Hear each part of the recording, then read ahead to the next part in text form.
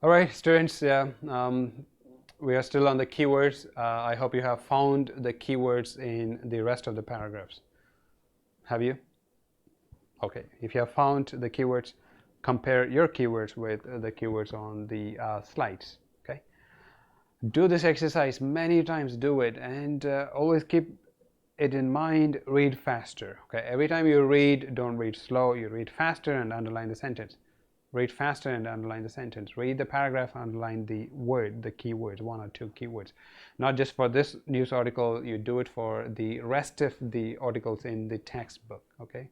All right, so these are some of the words: knowledge and skills. Again, it's about the cultural knowledge and the skills that you have to learn. Okay, in the cross-cultural training. So that's the next paragraph's keywords, and then there are some other words like specific information. So some the training, right? So the article talks about this. Yeah, when it comes to cross-cultural training, don't give all the information. Just give practical information, and be specific. Yeah, it talks about culture-specific information here. So it just belongs to that one particular culture, like Japanese culture. That is the example that also they give. So the training should focus on the specific information. Otherwise, it will be a waste of time. Yeah, you're not going to learn much. So this cross-cultural training, this field, this area, this news article talks about. It says that it's still new, it's still growing, it's still developing. Um, so you got to be, some of them, as I mentioned in the last video, like there are some supporters, but there are certain people, they still have some concern that people waste their time, the people waste their money, and have this training, but they're not really learning much. All right, and the other paragraphs, the keywords are culture specific. I talked about this, and no comparison. So this one is also important, right? You don't compare your culture with the other culture, just learn the other culture. That's what it talks about.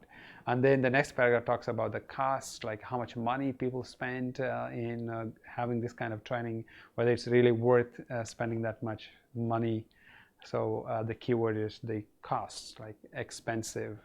It is quite expensive, and the amount is also given there. So the amount is the important detail. Okay, and then the next one is it should be regulated. Yeah, he talks about still this kind of training is unregulated. There's no proper like regulations, or though there are like many books. The one that I talked about, right? Like Hofstede, or there are Lewis. I remember there's another cultural expert, Lewis model, that is also quite popular. He talks about linear culture, non-linear culture, multi-linear culture. Yeah, it's quite interesting. It's always good to have some knowledge about this kind of culture. Yeah, Lewis model. Okay, that's the cultural dimensions, right? So Lewis, the expert on cultures, he went to many countries. I think more than 100 countries. He studied the cultures of different countries, and then he put different countries into one category. As I know, it goes on like this. Like most of the Asian countries, they come under reactive. Yeah, I think that's the word. Yeah, reactive culture. Yeah, and then European countries, they are more like linear culture, and then countries like South America, or the Middle Eastern countries, or the multi-active. I think that's the word. Okay, so he divides cultures into three different categories, and some of the countries come under one category. As I know, Taiwan comes under reactive culture. Yeah. So the reactive culture, then the reactive culture has the characteristics, what kind of how to do business in this country, what you have to understand. Like for example, whether like the past is important for them, or present is important for them, or the future is important. Yeah. So what is important for you? Like, when I'm talking about this, you can also think of whether for you the past is important, or for you the present is important, or for you the future is important. What is important for you?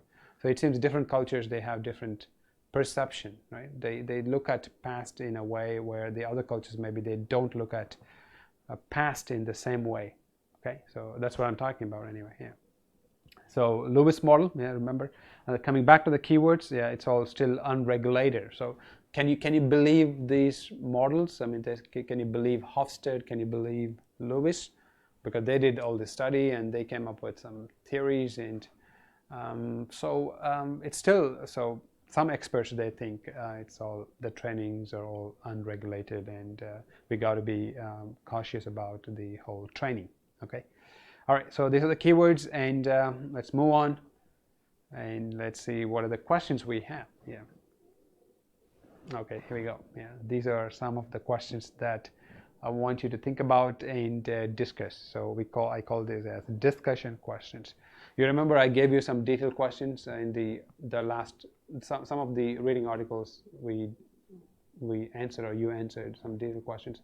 But here I've given you a couple of discussion questions. I want you to think about it. I also want you to write the answers for these questions. Okay, on the online platform, you know there's a space there, right? You will see these questions, and I want you to write the answers. Oh, so what is the first one? I think it's an easy one. I mean, just make a couple of sentences.